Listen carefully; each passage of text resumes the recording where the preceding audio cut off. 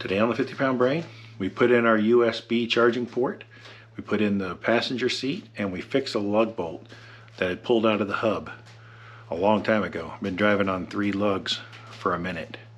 So let's get going.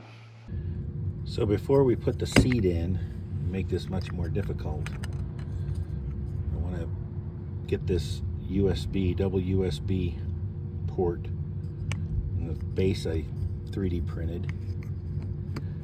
Bought the board.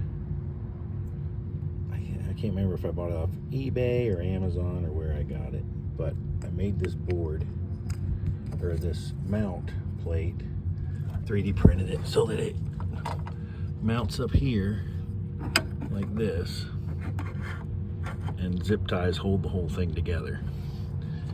I want to do that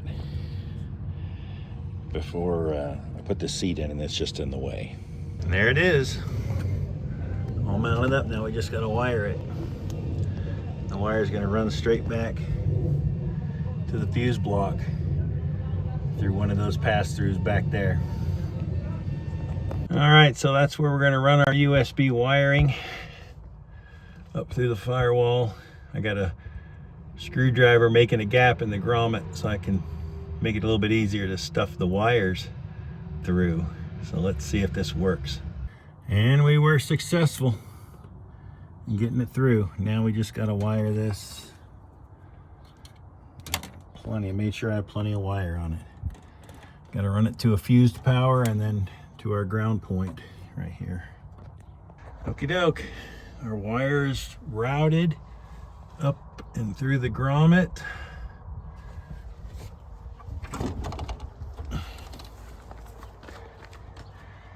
And into the switched fuse.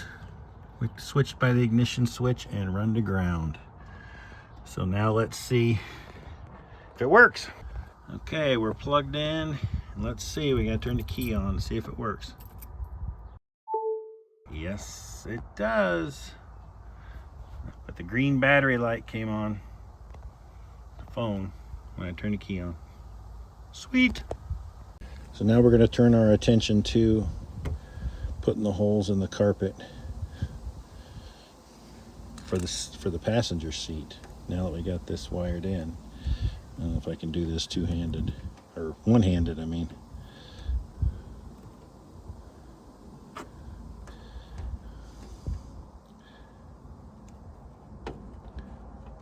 There we go.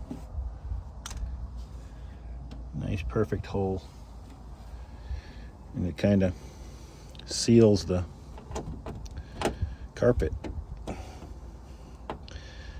This one's, let's see. Yeah, it's a tight fit. Okay, well, that's cool. So now we'll do the other two, but I'm gonna need both hands to do it. But you see what's going on. Old, cheap Harbor Freight soldering iron. And a little heat makes nice round holes in the carpet. And now our passenger seat's back in.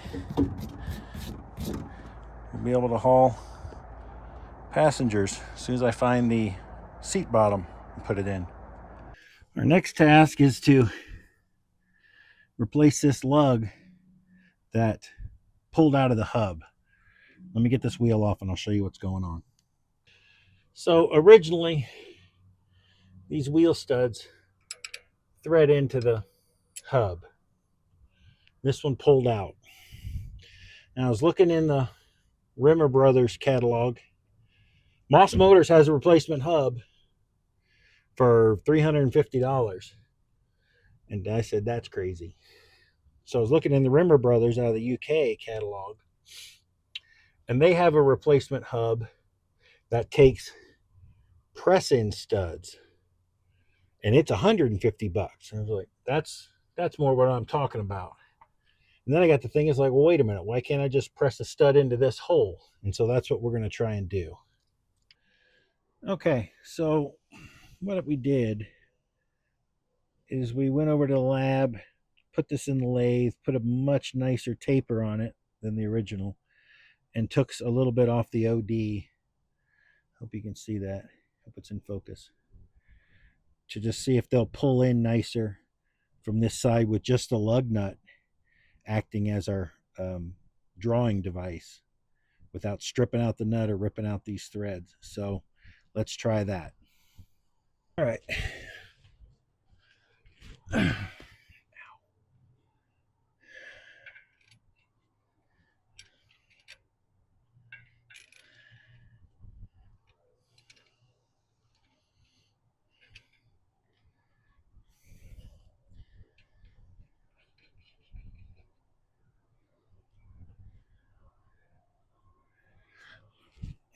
Now the moment of truth.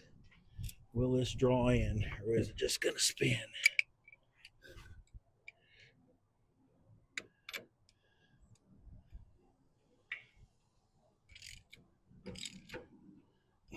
All right.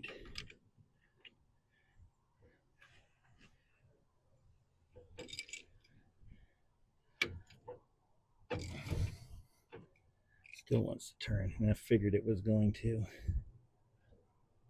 Let's see. Let me get something to put between the other two lugs. All right. Found us a nice big fat spacer.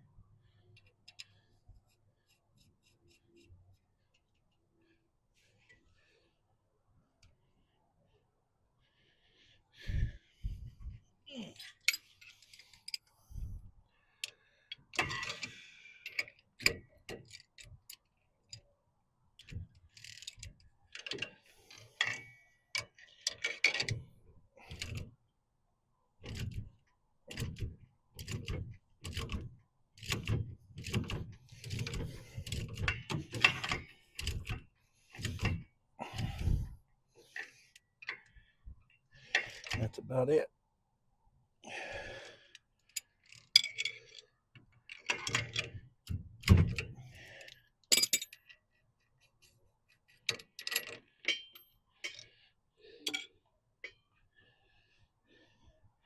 Now the test. Does the brake drum still fit on? Or did we get this lug nut in here all cattywampus? Or the lug bolt?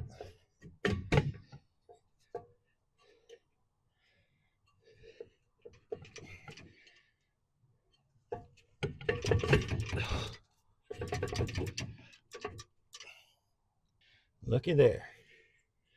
It even still fits. I just saved myself like $250.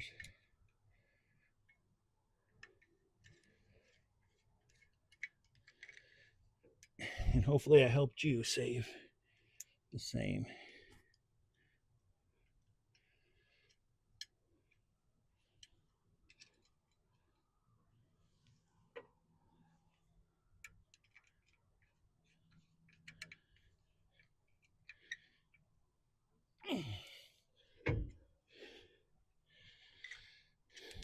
Am I gonna get points taken off at Pebble Beach for having a stud that doesn't match? Yes. Do I care? No.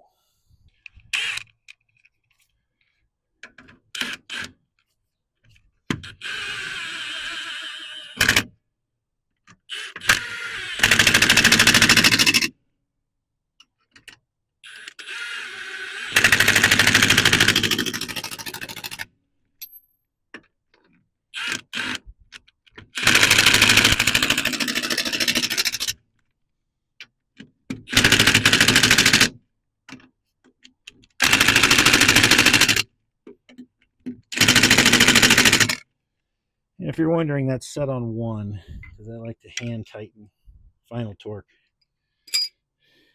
Not let this thing be gunned on to where I can't get it off on the side of the road should I have to.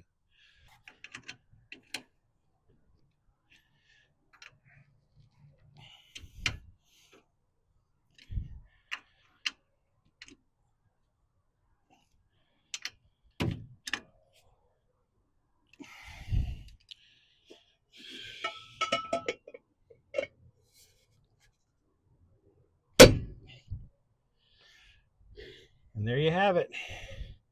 Rolling on 4 lugs again. It's much more better.